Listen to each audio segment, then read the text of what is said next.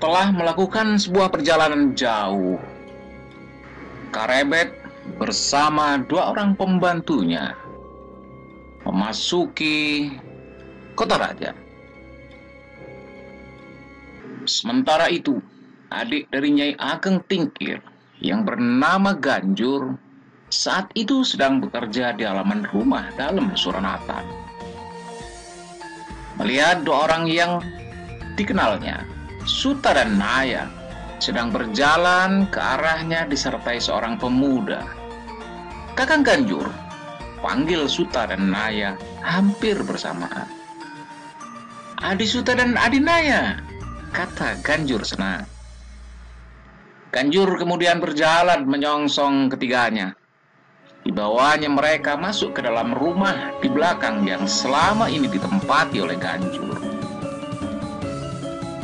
Ganjur mempersilahkan tamunya duduk di atas lincah, dan mereka pun saling menggambarkan keselamatan masing-masing. Pantas, dari tadi suara burung perenjak mengantar berbunyi terus. Ternyata ada tamu dari jauh, Janur Gunung. Adi Suta dan Adi Naya datang ke kota Raja Demak, kata Ganjur. "Pemuda ini siapa, Adi?" tanya Ganjur.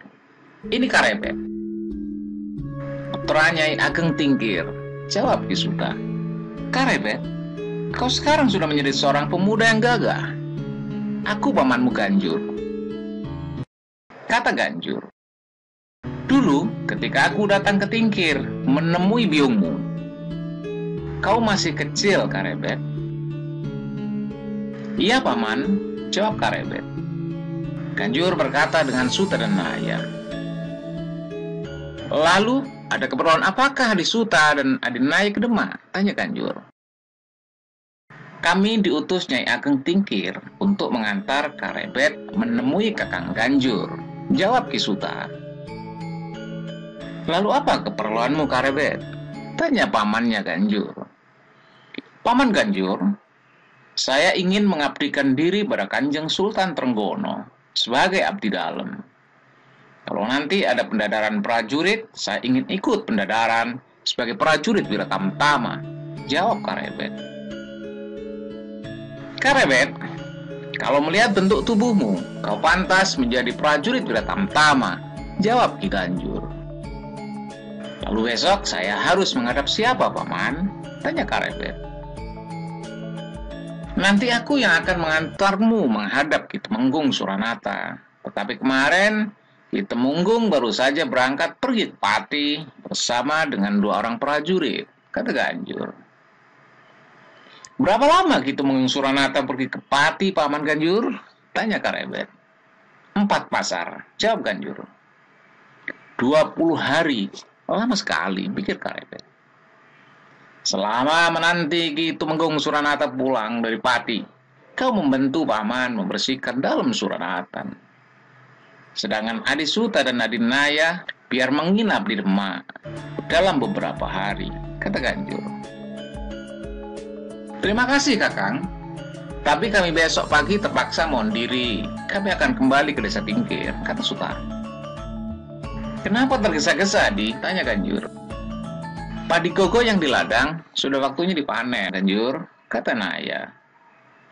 "Baiklah, kalian beristirahatlah di sini. Aku tinggal ke depan dulu. Aku akan menyelesaikan pekerjaanku yang belum selesai," kata Ganjur. "Baik, Kakang Ganjur," kata Suta. Ki Ganjur lalu berjalan meninggalkan mereka bertiga dan kembali meneruskan pekerjaannya. Esoknya, di pagi hari, Suta dan Naya berpamitan kepada Ganjur. Mereka akan pergi pulang ke desa Tingkir. "Kami mohon diri, Kakang Ganjur," kata Suta. "Kami berangkat sekarang, Kakang," kata Naya.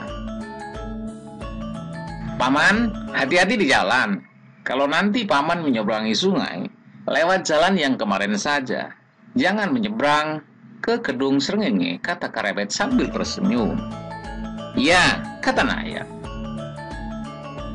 "Terima kasih, paman telah bersedia mengantarku ke Demak," lanjut Karebet. "Aku hanya bisa nyangoni selamat, Adi," kata Ganjur. Setelah bersalaman, Suta dan Naya berjalan keluar dari dalam Suranatan. Berjalan melalui jalan semula menuju desa Tingkir di kaki Gunung Merbabu. Tinggallah Ganjur dan Karebet di halaman dalam Suranatan. Karebet, tolong bantu Paman memindahkan beberapa tanaman dari halaman belakang ke halaman depan, kata Ganjur. Baik Paman, kata Karebet. Sehari itu, Karebet membantu pamannya Ganjur bekerja di halaman dalam Suranatan. Esok harinya, Ganjur berkata pada Karebet, "Karebet, hari ini kau ikut membantu paman membersihkan masjid." "Baik Paman," kata Karebet. Lalu keduanya berjalan menuju masjid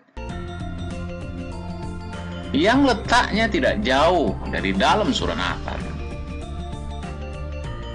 Hari itu, Ganjur membersihkan masjid, dibantu oleh keponakannya, Karebet. Dan menjelang waktu asar, terlihatlah beberapa prajurit bertamtama memasuki halaman masjid. "Paman, ada 2 orang prajurit bertamtama berada di pintu gerbang masjid. Lalu ada juga 2 orang prajurit di halaman depan. Ada masalah apa, Paman?" tanya Karebet kepada pamannya. "Sebentar lagi, Kanjeng Sultan Trenggono akan melaksanakan sholat asar di masjid. Nanti kalau Kanjeng Sultan lewat di depan kita, semua orang harus berjongkok, kepala tunduk, pandangan harus ke bawah, jangan melihat ke arah Kanjeng Sultan Trenggono," kata pamannya. "Baik, Paman," jawab Karebet.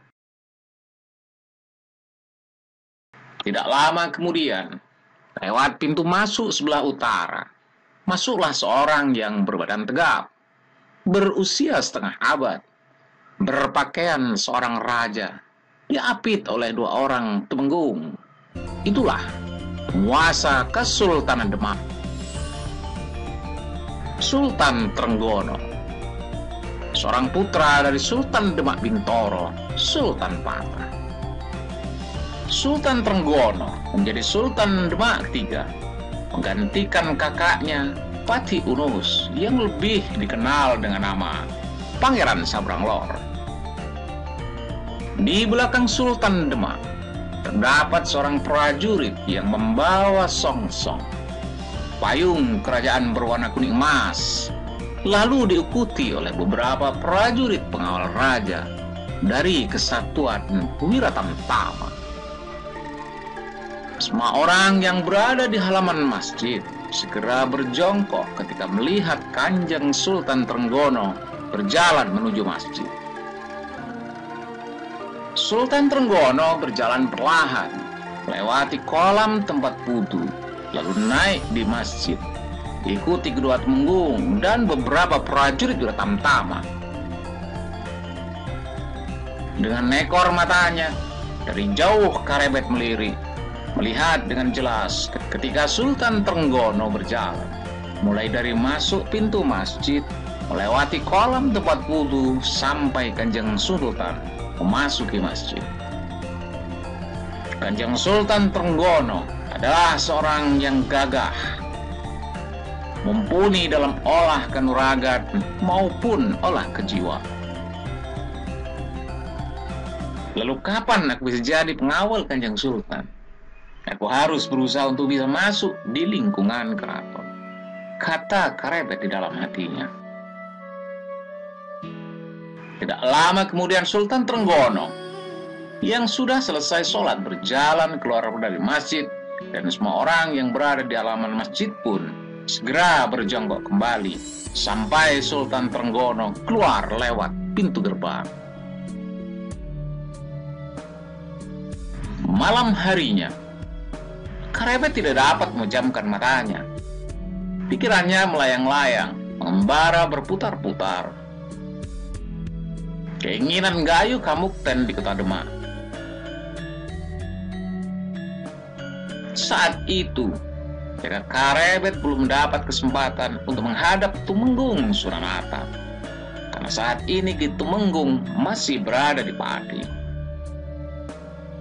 Aku harus menunggu kedatangan Ki Tumenggung, Suranata. Setelah 20 hari, terlalu lama, desis Karebet. Malam semakin larut. Dari jauh terdengar suara kentongan dipukul dengan irama Dara Muluk. Dara Muluk, sudah tengah malam, kata Karebet. Pikirannya saat itu tertuju pada tahta Kesultanan Demak.